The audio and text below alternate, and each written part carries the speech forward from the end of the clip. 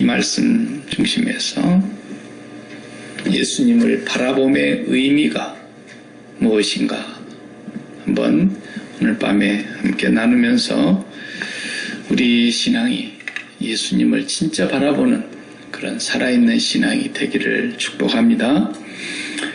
12장을 읽었지만은 이름으로 그랬으니까 이름으로라는 이 접속사가 있는 걸 보면은 앞에 11장의 내용까지가 종합된다는 얘기입니다. 특별히 이제 11장은 우리가 뭐라 그래요? 믿음장이라 그러죠. 히브리서 11장을 무슨 장? 믿음장이라 그래요. 예, 믿음에 대해서 말씀하고 있고 믿음의 선조들이 나오는 많은 얘기가 있어요. 그래서 그 얘기를 다 마치고 이름으로 그랬으니까 앞에 내용이 따라와야 되겠죠. 이름으로 그런 말은 앞에 조상들의 얘기, 믿음의 조상. 믿음의 조상이 오늘 한 15명 정도 히브리서에서 나와요. 맨 먼저 아벨이 나옵니다. 가인과 아벨 가운데 믿음의 조상 아벨. 그 다음에 이제 에녹이 나오고 그 다음에 노아가 나오고 그러더니 믿음의 조상 아브라함이 나오고 이삭과 야곱, 요셉까지 나오고 그 다음에 모세가 나오고 그리고 이제 여호수아를 지나서 여호수아는 이름은 빠졌는데 사사기로 넘어가서 뭐 사사들 이름이 몇 사람이 나오죠. 기드온부터서 뭐 바락, 그 다음에 입다, 뭐 삼손, 그리고는 다윗과 사무엘 여기까지 나와요. 15명이 쭉 소개가 돼요.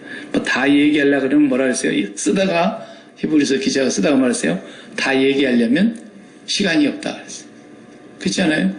믿음의 사람들이 한둘입니까? 조상들 얘기를 쭉 나열해서 그들은 믿음의 사람들이었다. 그들은 다른 말로 하면 예수님을 바라본 사람들이었다는 거예요. 그리고 이러므로 우리도 예수님을 바라봐야 된다. 신앙생활은 구약시대나 지금이나 언제나 예수님 바라보는 거예요. 근데 이제 바라본다는 것이 좀 추상적이에요. 추상적이에요. 맹목적으로 바라본다는 게 뭐야? 보이지를 않는데. 예수님이나 하나님이 보이지를 않는데 바라본다는 게 뭐냐는 거죠. 우리 육신의 눈으로 바라보는 것은 아닐 거고 우리가 심령, 마음의 눈으로 바라본다. 그런 뜻으로 우리가 이해를 해야 돼요. 마음으로 바라다보는 것은 무슨 뜻입니까? 여러 가지 의미가 있어요. 그 속에 뭐 해석하기에 따라서 첫째는 믿음이 있어야 바라보는 겁니다. 그리고 사랑이 있어야 바라보는 거고요. 안 사랑하는데 누가 마음으로 그걸 사모하겠어요. 그리고 소망이 있어야 바라보는 거죠. 믿음, 소망, 사랑이 그 바라보는 속에 담겨져 있는 거예요. 그래도 또 믿음, 소망, 사랑도 역시 추상적인 명사입니다. 믿는다는 거, 사랑한다는 거, 소망한다는 거 이게 다 손에 잡히는 그런 명사가 아니에요.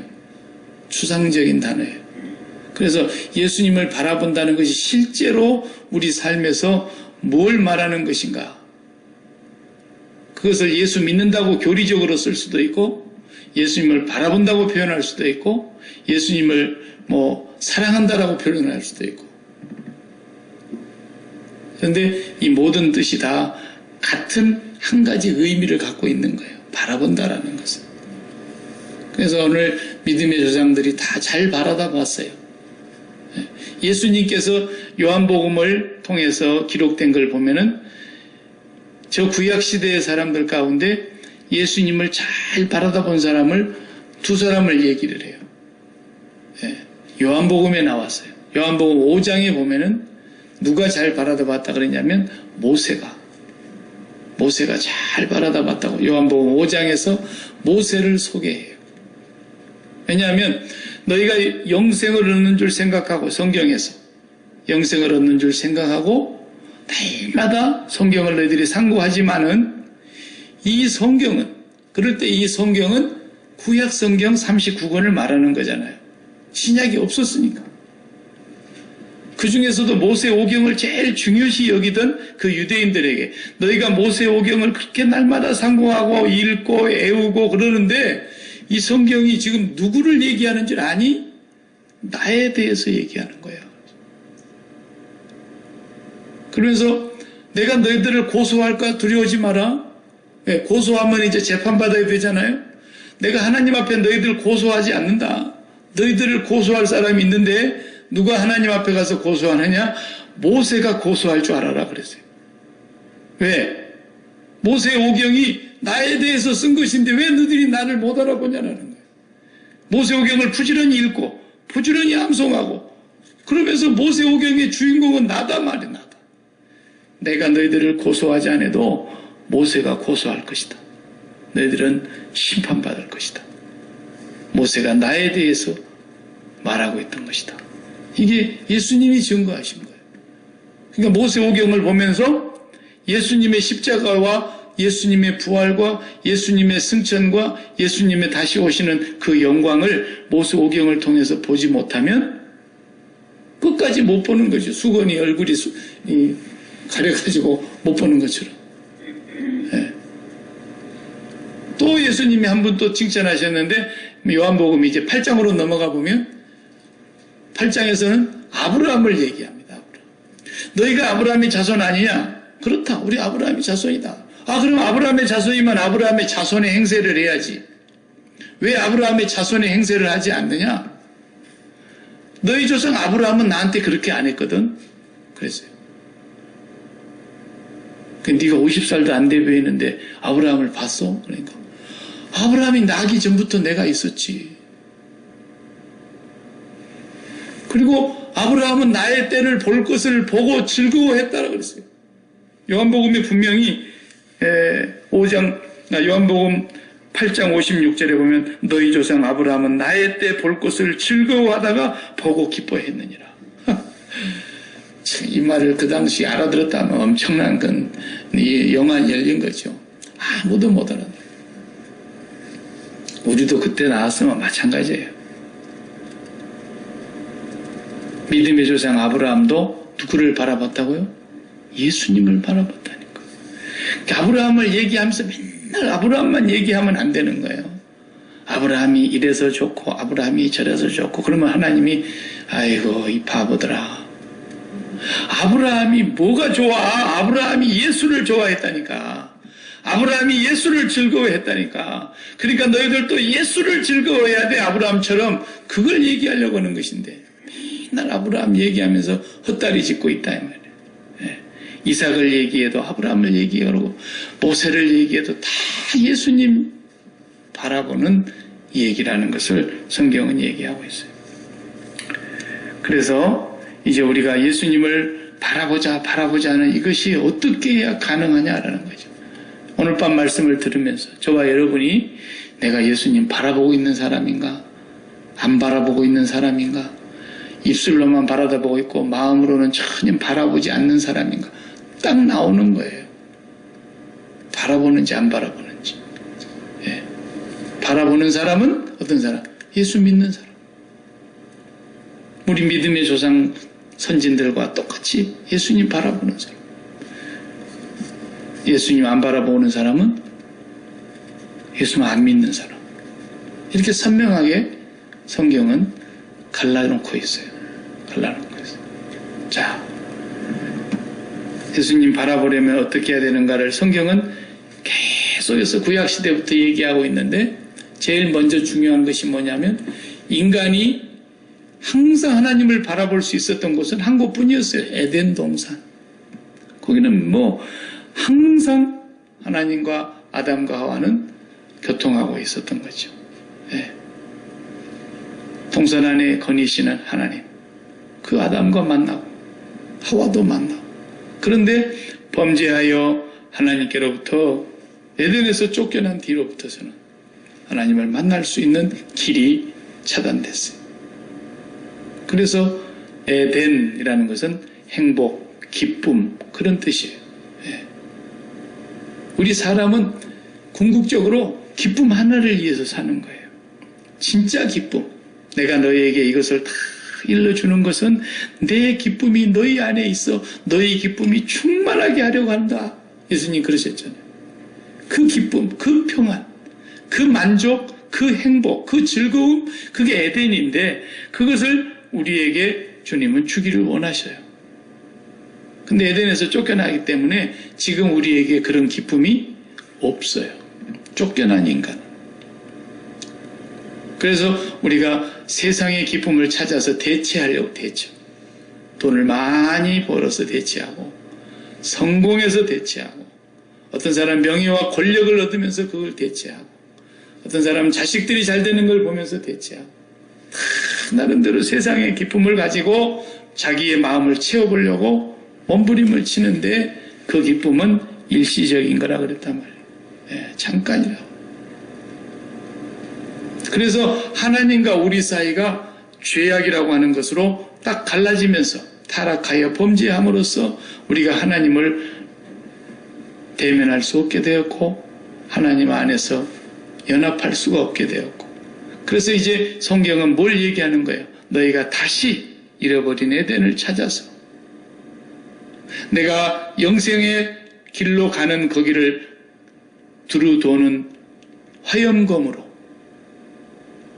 하나님이 천사들의 그룹을 통해서 지키게 해서 그 영생의 길을 못 가게 했는데 이제 그 영생의 길을 향해서 다시 하나님께서 이 땅에 예수님을 보내시는데 예수님이 그 길과 진리와 생명이 되시는 그 주님을 보내시는 그 영생으로 가는 길 그것이 구약에서부터 쭉 설명해 놓고 있어요. 그래서 우리 믿음의 선조들이 다 그 영생의 길인 예수를 바라보았다는 거예요.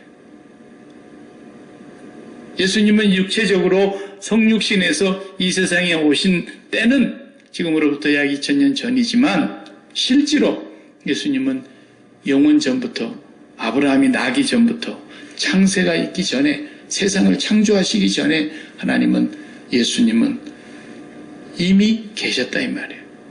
그 예수님을 이제 믿음의 조상들은 바라보았다는 겁니다.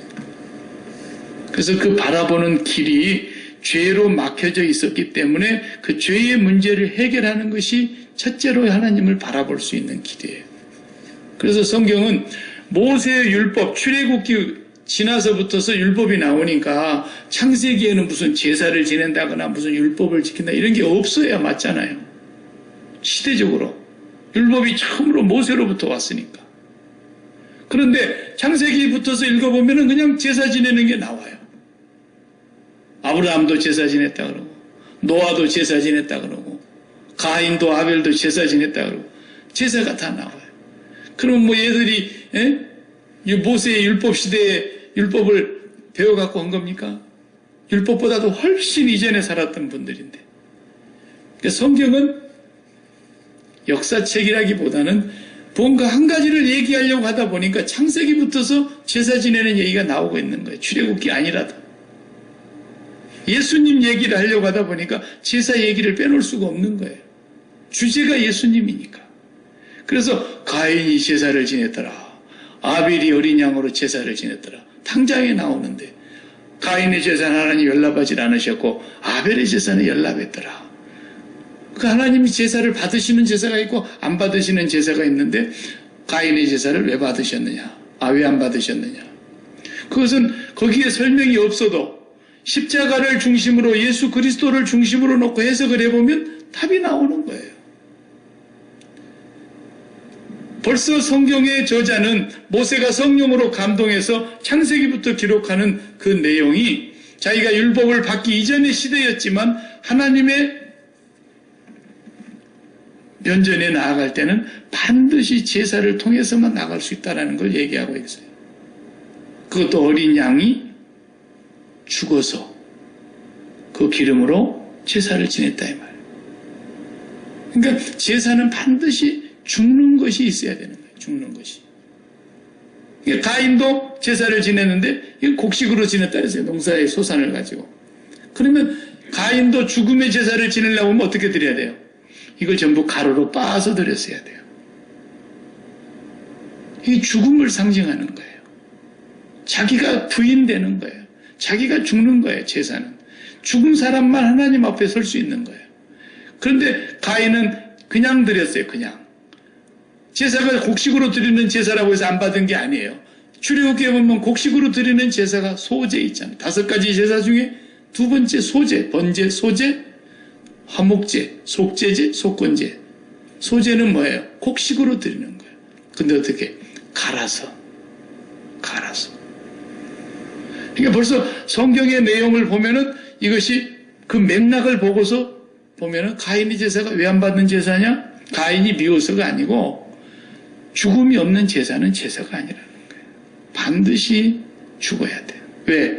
제사는 나 죽음으로써 제물과 일치가 되는 것이기 때문에. 그래서 죄인은 하나님 앞에 그대로 설 수가 없는 거예요. 가인은 자기 모습 그대로 하나님 앞에 섰지만 그것으로는 하나님이 받으실 수가 없었던 거예요. 가인은 자기 대신 양이 죽었어요. 그리고 하나님 앞에 바쳐졌어요. 하나님이 연락했어요.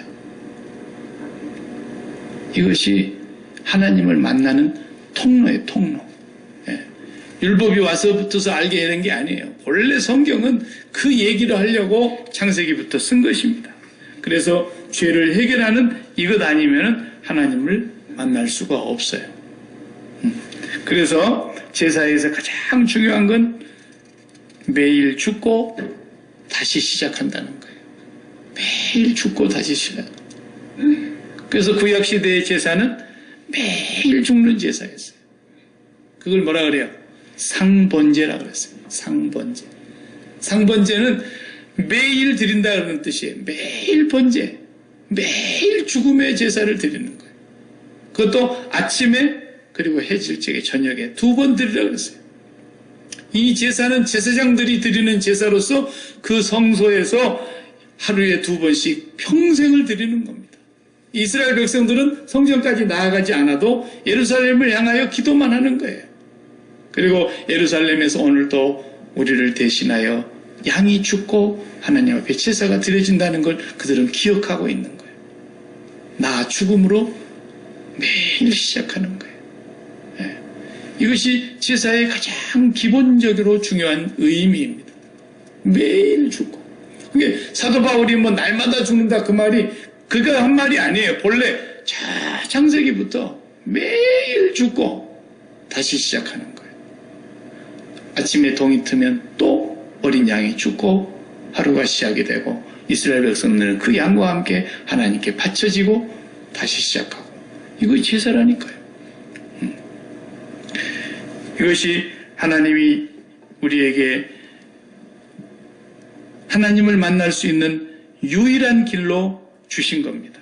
그래서 이 제사의 완성은 말할 것도 없이 우리가 믿는 바 율법의 완성으로 오신 모든 제사를 하나로 영원한 제사가 되기 위해서 다시는 짐승의 피로 제사를 드릴 필요가 없는 영원한 속죄의 제사이신 어린 양 예수 그리스도의 십자가의 제사, 십자가로 제물이 되어주신 그 제사가 모든 제사의 완성이라 이거예요. 완성. 그래서 제사는 매일매일 하나님 앞에 나아가서 먼저 하나님을 만나고 그 다음에 일터로 가는 거예요. 하나님을 만나지 않고 일터로 나가는 것은 그것은 그 하루가 하나님과 아무 상관이 없는 삶이 되는 거예요. 우리는 어떻게 매일 죽고 나가는 거예요? 매일 주님을 바라보고 나가는 거예요. 십자가에 달리신 주님과 함께 나 죽음, 나 부인, 자기 십자가 이것이 주님 따르는 길이잖아요. 자기 부인, 자기 십자가.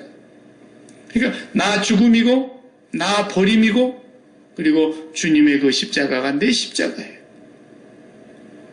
그것을 주님께서 말씀하신 거예요. 매일 주님과 함께 다시 시작하는 거예요. 그렇지 않으면 세상 헛사는 겁니다, 여러분. 왜 그런지 아세요? 나가보세요. 우리가 일터로 나가면은 일터에서 생기는 문제, 가정에서 또 생기는 문제, 어떤 가족 간에 또 생기는 문제, 또 건강으로 있어서 어떤 생기는 문제, 인간관계로 해서 생기는 문제, 오늘 하루 동안에도 우리가 눈 뜨고서 밖에 나가서 사는 동안에 수많은 문제가 우리 마음에 와 닿았잖아요. 그것으로 인해서 우리의 마음이 어떻게 돼요? 무거워졌어요. 무거워졌어. 가벼워지질 않고 무거워진다니까. 우리 마음에 들어오면 무거워집니다. 여기서 오늘 히브리서 12장 1절에 그랬지 않습니까? 모든 무거운 것과 얽매이기 쉬운 죄 그랬어요. 이걸 버려야 되는데, 벗어버려야 되는데, 세상과 부딪히는 순간 세상과 마주쳐서 세상의 문제가 내 마음으로 들어오면 그때부터서 이것이 무거운 짐이 되고 나를 얽매이게 하는 거예요. 자녀도 그렇잖아요. 자녀가 내 마음에 안 들어오면 하나도 무겁지가 않아요. 얽매이지가 않아요. 근데 어떤 자녀에게 문제가 생긴 것이 내 마음을 파고 딱 들어와서 자리 잡으면 그 마음에 무거운 짐이 되고 그것이 내 마음을 얽매이게 하는 거예요. 그러잖아요. 예. 수많은 사실들이 오늘 또 하루 동안에 일어났는데 누가 죽었다더라. 근데 누가 죽었대? 그러니까 잘 모르겠어. 하여튼 누가 죽었다더라. 그건 나하고 아무 상관이 없다 이거예요. 그러니까 내 마음에 들어오질 않아. 누가 죽었다 그러는데도. 그러니까 마음에 무거운 짐이 됩니까 그게? 나를 얽매이게 하지 않잖아요. 근데 우리 큰아이가 죽었다더라. 어머, 그 마음에 자식이 죽은 것이 쏙 들어오니까 하늘이 무너지고 얼마나 짐이 무겁습니까? 그리고 그 죽음이 내 마음을 송두리째 다 얽어매가지고 나를 완전히 사로잡아 버리죠. 그죠? 네. 죽었다는 말하니까 너무 깜짝 놀라서 돈 좀 잃었다 그럽시다. 네. 죽었다가 하면 항상 그냥 경기를 일으키려고 그러니까. 네. 돈이라는 것이 내 마음에 파고 들어오면 다 무거운 짐이 되는 거예요. 죄가 뭐예요, 죄가? 저거 나가서 도둑질한 죄만 사람들이 윤리적으로, 도덕적으로 그런 죄를 막 따지고 그러는데 그것도 물론 죄지요. 세상에서 편하게 살려면 그런 도둑질 하면 안 되죠. 그렇지만 하나님이 말씀하시는 죄는 뭐냐면 우리 마음에 하나님 외에 다른 것이 파고 들어온 게 다 죄라니까. 하나님이 우리 안에 계시면 무거운 게 하나도 없어요. 그런데 하나님 말고 다른 세상의 무거운 짐들이 우리를 얽매이게 하는 것이지. 네. 그런데 그런 하루를 살다가 다음 날도 일어나가지고 그 무거운 짐을 도로 지고 나가요? 그러면 안 된다는 거예요. 오늘 또 십자가의 번제로 내가 죽고 다시 시작하는 거예요. 어제 무슨 일이 났든지 어제의 연속이 오늘이 아니에요. 오늘의 연속이 내일이 아니에요. 예수 믿는 사람은 그렇게 살면 안 된다는 거예요. 매일매일 그때그때 일어나는 일들에 대하여 십자가에서 죽고 다시 시작하는 거예요. 그게 성경이 말해주고 있는 믿음의 조상들의 삶이었다는 거예요. 믿음의 조상들은 매일매일 상번제를 통해서 하나님 앞에 그렇게 나갔어요. 그러니까 가만히 봐봐요. 이제 우리가 잘 아는 노아를 한번 봐봐요. 노아. 네. 노아가 다시 시작을 할 때 어떻게 하는가? 창세기 8장 20절에 보면은 노아가 여호와께 제단을 쌓고 모든 정결한 짐승과 모든 정결한 새 중에서 제물을 취하여 번제로 제단에 드렸더니. 노아가 다시 시작하고 있잖아요. 지금 다 죽었어요. 노아의 가족 총 8명을 빼놓고는 세상이 끝났어요. 하나님이 다시 시작하는 그 첫 시간에 노아가 뭘로 시작합니까? 제사 지내고 시작합니다. 그리고 노아가 또 쫙 세 자녀가 퍼져나갔는데 그 자녀들이 또 뭐합니까? 저 신할 땅에 바벨탑을 쌓아가지고 하나님을 대적하고 우리 스스로 우리 이름을 지면에 넣이고 흩어짐도 면하고 우리 인간의 힘으로 살자 이렇게 하더니 하나님이 그 바벨탑을 더 짓지 못하게 언어를 흩어져 버리니까 그 백성들이 다 세상으로 뿔뿔이 흩어졌어요. 그리고는 하나님은 또 다시 시작하시는데 아브라함이라고 하는 한 사람을 택하였어요. 그 중에 노아의 후손 가운데 아브라함이라는 사람 하나를 택해서 다시 시작하는데 다시 시작하는 그 자리에 아브라함이 어떻게 합니까? 제사 지냅니다. 아브라함은 출애굽기 시대 사람이 아닌데 보세요. 또 제사 지내는 거예요. 성경의 사상은 히브리 사상은 항상 하나님 앞에 나아가는 것은 제사 지내는 거예요. 제사 지내는. 근데 그 하나님을 모르니까 우리 조상들은 죽은 조상한테다 제사를 지냈던 거예요. 모르니까. 예, 귀신한테 섬긴다 그러죠. 죽은 조상이 귀신이 된 줄 알고 마귀에게 속아가지고. 동양의 사상은, 특히 우리 중국으로부터 내려오는 그런 유교 사상은 전부 다 조상제사. 왜? 하나님을 모르니까 조상이 최고잖아요, 조상이. 조상한테 다 제사 지내면 복 받는 줄 알았던 거예요. 근데 본디 하나님을 섬기는 모든 길은 제사로 시작이 되는 거예요. 제사로. 그래서 아브라함은 12장 7절에 여호와께서 아브라함에게 나타나 이르시되 내가 이 땅을 네 자손에게 주리라. 가나안에 도착했더니 그래서 자기에게 나타나신 여호와께 그가 그곳에서 제단을 쌓고 거기서 베델 동쪽 산으로 옮겨 장막을 치니 서쪽은 베델이요 동쪽은 아이라. 그가 그곳에서 여호와께 제단을 쌓고 여호와의 이름을 부르더니. 다시 시작할 때는 항상 제단에 단을 쌓고 제사를 지냈다는. 그 다음에 아브라함의 시대가 다 끝나고 애굽으로 내려갔던 그 사람들이 종살이로 살아가던 430년 뒤에 그들을 다시 아브라함과 언약한 땅으로, 약속의 땅으로 데리고 가실 때 출애굽할 때 또 뭐예요? 또 제사. 출애굽. 그날도 어린 양이 죽고 피를 문설주와 임방에 바르고 누군가가 죽음으로써 그들이 살아나오는 거예요. 그리고 광야에 나와서는 계속해서 이제 본격적으로 제사 지내는 것을 가르치십니다. 너희가 나를 섬기는 법을 내가 이제 가르쳐주마. 번제를 드려야 된다. 소제를 드려야 된다. 화목제를 드려야 된다. 속죄제를 드려야 된다. 속건제를 드려야 된다. 그리고 1년에 3번씩 유월절을 지켜야 된다. 그리고 너희들이 오순절을 지켜야 된다. 그리고 추수감사절을 지켜야 된다. 쭉 설명하는 거예요. 그리고 광야에 내도록 뭐 하는 거예요? 성막을 중심으로 제사 지내면서 가는 거 아닙니까? 구약 전체가 하나님과 만남은 제사예요, 제사. 제사를 통해서. 이렇게 해서 이스라엘 백성들이 제사를 통해서 하나님 앞에 더 가까이 나아가게 되는 것입니다. 자, 그러면 우리가 이제 히브리서 11장에서 믿음의 선조들이 이름으로 그랬으니까 또 그 다음에 에녹을 한번 봐봐요. 에녹이 몇 살 살다가 어디로 갔다 그랬어요? 에녹이 몇 살 잡수셨다? 에녹은 잊어버리지 말라고 우리 1년 365일이죠. 그러니까 365세를 사셨어요. 잊어버리지 마요. 에녹이 참 짧게 살았어요. 그 당시로 비하면. 그 당시 평균 연령이 900살이었으니까. 그 당시 아담이 930살에 하나님 앞에 갔다 그랬잖아요. 아담의 자손 가운데 제일 오래 산 사람으로 나오는 이름이 무두셀라가 969세를 살았다 그랬잖아요. 근데 그 당시에 그냥 다 무두 꾸려서 평균 연령이 900세였으니까. 에녹의 시대에. 900세의 평균 연령에 에녹은 365세밖에 못 사셨으니까 조금 산 거죠. 그죠? 자, 지금 연령을 우리가 평균을, 지금 평균을 80세로 낮춥시다. 우리는 지금 80세가 평균으로 잡읍시다. 옛날에 900세였다니까요. 근데 900세를 80세로 낮춰놓고 보니까 에녹은 365세밖에 못 살았으니까 요즘 나이로 환산하면 한 32살 산 거예요. 32살. 예?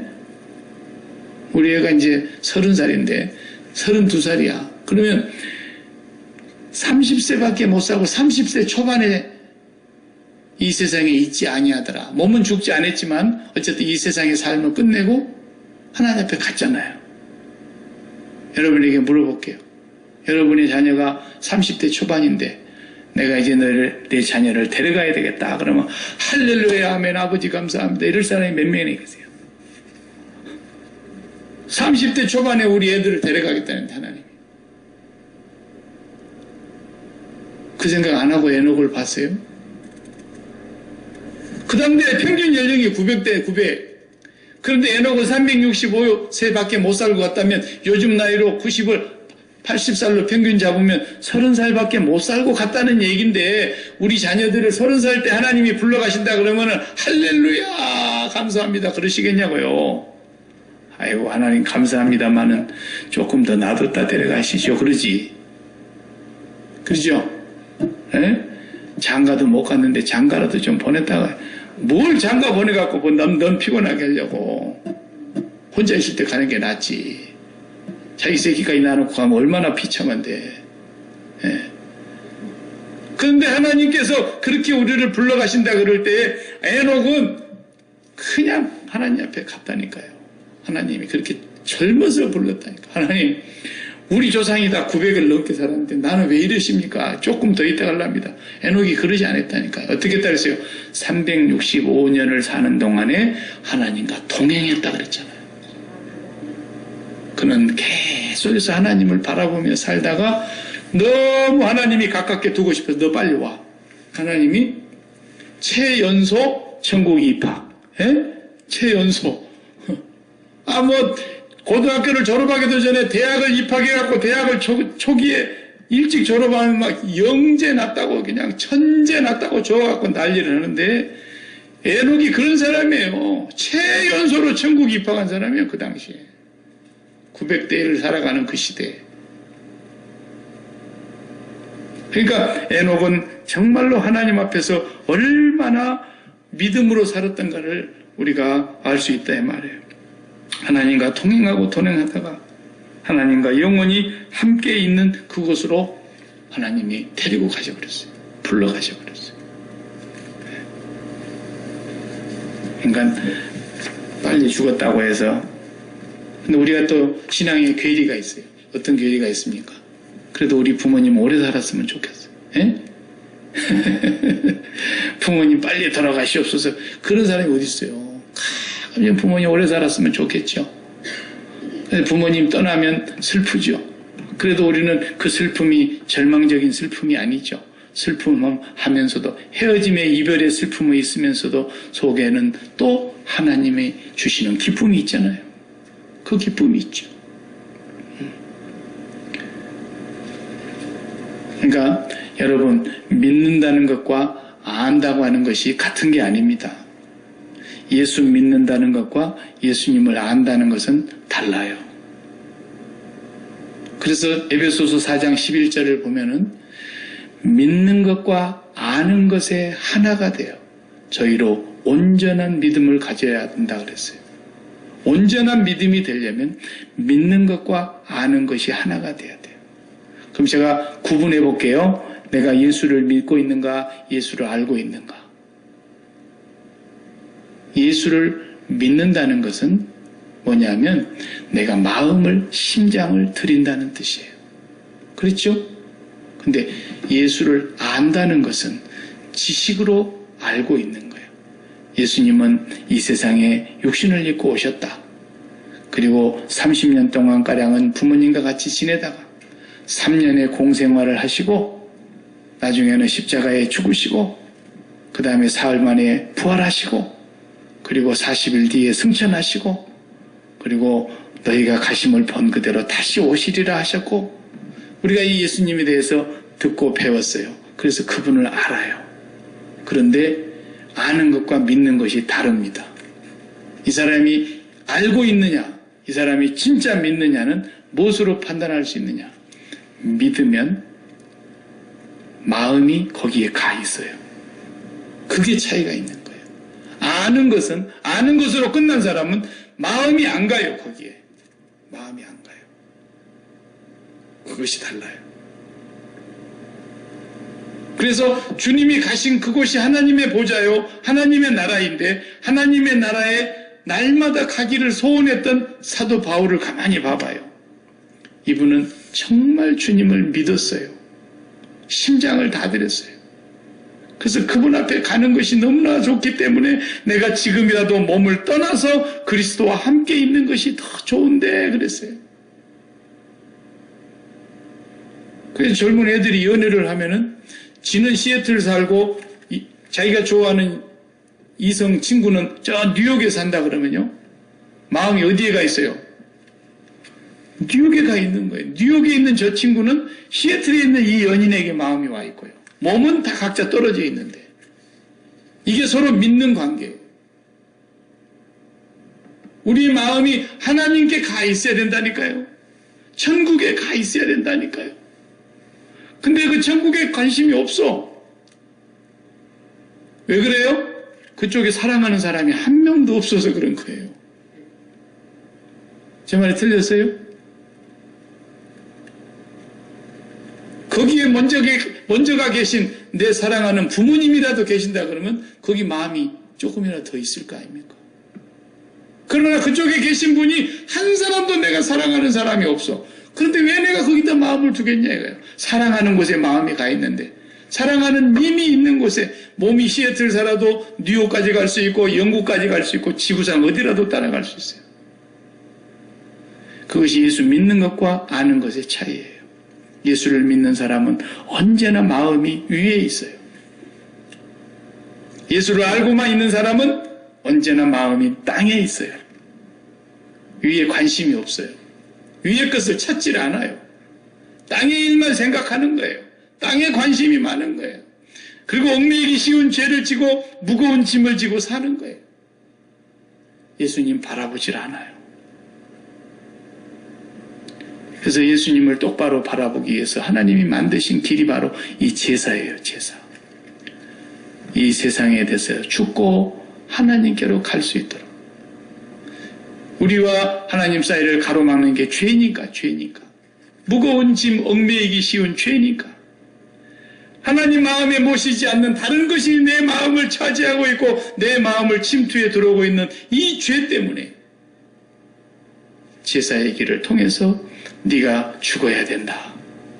제물이 되어 날마다 번제가 되어서 죽었던 것처럼 우리가 오늘 또 예수 그리스도의 십자가의 온전한 제사를 통해서 항상 나 죽음을 통하여 하나님을 바라다 보라고, 예수님을 바라다 보라고 하나님이 이 제사의 길을 마련해 놓으신 거예요. 그래서 오늘 저와 여러분들이 정말 어디에 마음을 주고 있는가 한번 깊이 생각해 봐요. 에녹은 365년 동안 계속 하나님께 마음을 주다가 어느 날 하나님이 너 빨리 온나? 그랬더니 30대 초반에 데려가 보다가 말이에요. 요즘 시기로 말하자면 30대 초반에 우리는 30대 초반에 불러가면 큰일 난 줄 알지만 정말 믿음의 사람은 그것이 그렇게 큰 문제가 아니라는 것입니다. 노아의 삶도 마찬가지입니다. 노아도 그 다음에 히브리서에서 또 소개하고 있잖아요. 에녹 다음에 노아를 소개해요. 노아는 그 당대에 하나님 앞에서 의로운 사람이었다 그랬어요. 그리고 나머지 사람들은 다 죄악으로 인하여 그 당대가 모든 사람들이 육체가 됐다 그랬어요. 육신이 됐다 그랬어요. 네. 그 말이 무슨 말이냐면 고기 덩어리가 됐다. 사람이. 하나님과 교통하는 건 다 끊어지고 하나님에 대한 생각은 아예 없고 모두가 다 고기 덩어리, 짐승. 그들이 하나님의 아들들의 하나님의 사람의 아들들이 하나님의 아들들이 어떻게 했다고요? 사람의 딸들의 아름다움을 보고 서로 아내로 삼는지라. 그리고 막 네피림 용사들이 태어나기 시작했고 그 시대 사람들이 다 육체가 됨이라. 하나님이 사람 지으심을 한탄하셨다 그랬어요. 그들이 육체가 됐다. 고깃덩어리가 됐다. 그것이 창세기 6장 1절에 나오는 얘기 아닙니까? 그 말은 신약의 표현에서도 그런 말이 많이 나오잖아요. 신약에서는 어떻게 표현합니까? 신약의 말씀을 한번 보시겠습니다. 신약에서는 에베소서 2장에 그런 말씀 하셨죠. 에베소서 2장 그는 허물과 죄로 죽었던 너희를 살리셨도다. 그때에 너희는 그 가운데서 행하여 이 세상 풍조를 따르고 공중의 권세 잡은 자를 따랐으니 곧 지금 불순종의 아들들 가운데서 역사하는 영이라. 전에는 우리도 다 그 가운데서 우리 육체의 욕심을 따라 지내며 육체와 마음에 원하는 것을 하여 다른 이들과 같이 본질상 진노의 자녀이었더니 그랬어요. 내가 다시는 하나님의 영이 사람과 함께하지 아니하겠다. 왜? 그들이 육체가 됐기 때문에. 그 말은 그들이 하나님을 완전히 떠나서 하나님의 아들들이 사람의 딸들이 아름다움을 보고 자기 아내를 삼으면서 그들의 삶이 완전히 육체의 정욕에, 안목의 정욕에, 이 세상의 자랑거리에 그들의 마음이 딱 달라붙었다는 거예요. 육체와 마음이 그래서 원하는 것을 하면서 살더라는 거예요. 이것이 고깃덩어리입니다. 고깃덩어리. 시편에서도 그런 말씀이 있잖아요. 존귀에 처한 것이 인간이지만 하나님을 깨닫지 못하는 사람은 어때요? 멸망하는 짐승 같도다. 그랬잖아요. 세상 사람들은 굉장히 기분 나쁘게 들을는지 모르지만 하나님이 그러시는 거예요. 야, 이 전부 다 멸망시켜야 될 짐승이구나. 전부 고깃덩어리만 돌아다니고 있구나. 쉽게 말하면 무슨 말이에요? 하나님이 보실 때 인간 쓰레기들이라는, 인간 쓰레기. 무슨 쓰레기? 죄악의 쓰레기. 그들의 마음은 텅 비어 있는데 그 텅 빈 마음에 하나님을 모셔야만이 인생이 살게 되어 있는데 그 텅 빈 마음 속에 사람의 아름다움을 채우려고, 사람의 것으로 채우려고, 육체의 정욕대로 채우고, 안목의 정욕대로 채우고, 이생의 자랑거리로 채우고, 이렇게 살아가는 그 모습을 보면서 내가 더 다시는 하나님의 영이 사람들과 함께하지 아니하리라. 그들이 육체가 됨이라. 그래서 쓰레기를 청소하는데 뭘로 청소했어요? 깨끗이 하려니까 물로 청소했어요. 물로. 우리도 청소할 때 물로 하잖아요. 싹 청소했어요. 얼마나 감사한 일인지 몰라요. 우리 집 앞에 목요일날만 꼭 쓰레기 가져갑니다. 차들이 와서. 한 주만 안 가져가도 2주 동안 쌓이면 쓰레기 처치가 곤란해요. 한 달 동안 파업을 해갖고 안 가져간다 그러면 우리 쓰레기집이 될 거야. 예. 쓰레기 청소가 얼마나 감사한지 몰라요. 하나님이 이 세상을 한번 그렇게 물로 청소해줬기 때문에 그래도 이 정도예요. 이 정도. 지금 이 정도라. 만약에 그때부터 한 번도 청소하지 않았더라면 이 지구는 벌써 멸망했을 겁니다. 하나님이 사랑하셔서 우리 살기 좋아라고 청소 한번 해준 거예요. 앞으로 진짜 또 청소할 일이 또 오는 거예요. 언제? 그들이 끝까지 하나님을 알지 아니하고 그들의 텅 빈 가슴 속에 이 세상의 아름다운 정욕들로 채우려고 이 세상과 함께 짝하고 살아가는 모든 인간 쓰레기들을 하나님 불로 깨끗이 태울 거예요. 이제 완전히 청소하는 날이 오는 거예요. 그때 노아는 하나님 앞에서 의인이라 그랬어요. 하나님 보시기에 마음에 들었다는 거예요. 그래서 노아의 가정을 방주를 지켜 하시는데 지금부터서 인생의 연한은 120년이 되리라 그랬어요. 왜? 120년 뒤에 홍수로 쓸어버릴 거니까. 그래서 방주를 120년 동안 지었다는 말이 그래서 나온 거예요. 120년 동안 홍수가 있기까지 노아는 그 명령을 듣고 방주를 짓습니다. 그 오늘날 우리가 방주 그러면 교회를 방주라고 생각하죠. 구원의 방주. 우리 교회가 구원의 방주가 되게 해주시옵시고. 그것이 한편은 틀린 말이고 한편은 맞는 말이에요. 어떤 면에서 틀린 말이냐? 방주는 왜 지었어요? 많은 사람을 구원하려고 지었어요? 아니에요. 그런 의미로서 교회가 아니에요. 그죠? 아니 그렇게 큰 방주를 지었으면 좀 많이 구원하시지. 근데 딱 8명. 그게 무슨 구원의 방주예요. 8명밖에 못 구했는데. 오늘날 교회가 8명 딱 있어갖고 그게 어디 구원의 방주겠어요. 많이 들어와 있어야 구원의 방주라 그러지. 그러니까 그런 개념이 아니에요. 방주는. 우리가 생각하는 그런 구원의 방주가 아니라고. 방주는 다시 시작하려고 하는 거예요. 다시 시작하려고 구원의 방주를 만든 거예요. 다시 시작하려고.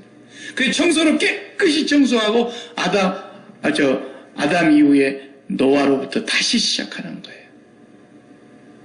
그러니까 교회는 구원의 방주라 그럴 때 많은 사람을 구원한다 그런 개념이 아니고 교회는 사람이 많이 모이냐 적게 모이냐 그런 개념이 아니에요. 교회는 뭐예요? 에클레시아. 세상으로부터 불러낸 사람들. 너희는 세상에 속한 자가 아니라는 거예요.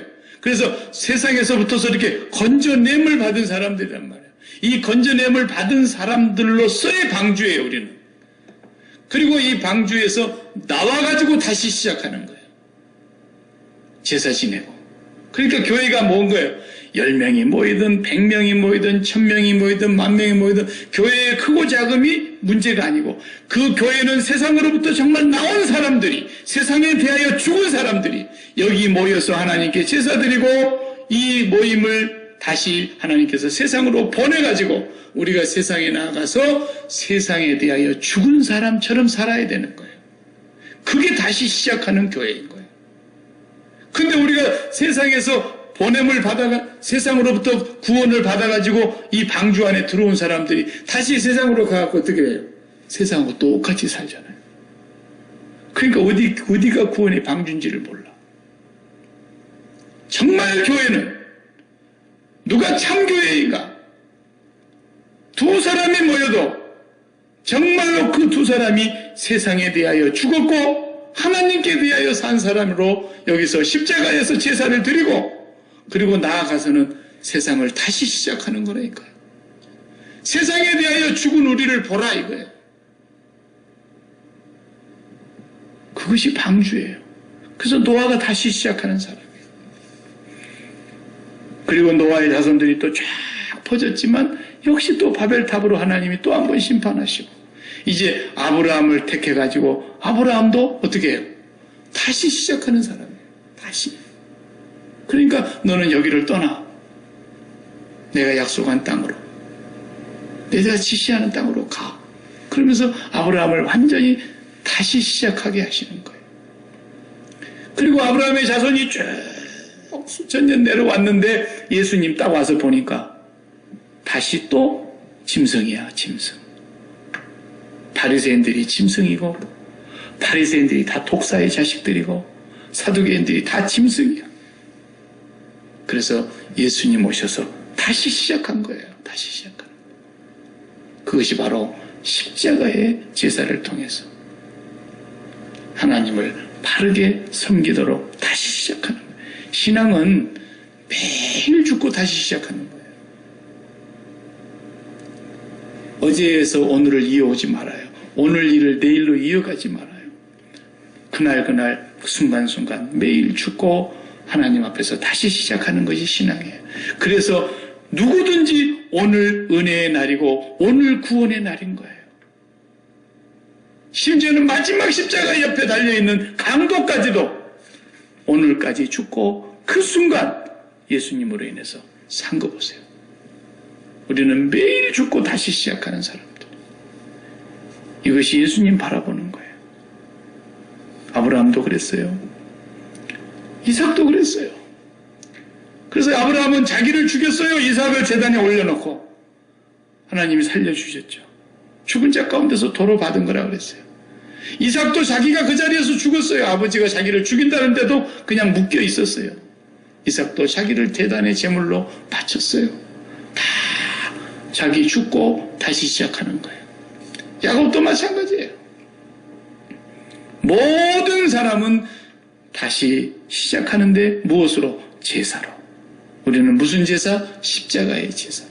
매일매일 죽고 또 시작하고 죽고 또 시작하고. 그러니까 사도 바울이 나는 날마다 죽노라 그랬던 거죠.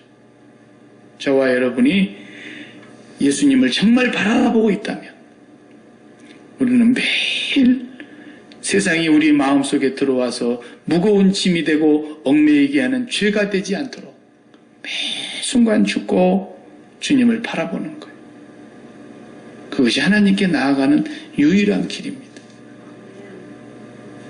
여러분이 정말 하나님을 사랑한다면 주님을 바라보게 될 것입니다. 세상을 사랑한다면 주님을 절대 바라보지 않을 겁니다. 우리 마음은 꼭 사랑하는 것을 바라다보고 사랑하는 걸 마음에 담게 되기 때문입니다. 기도하십시다.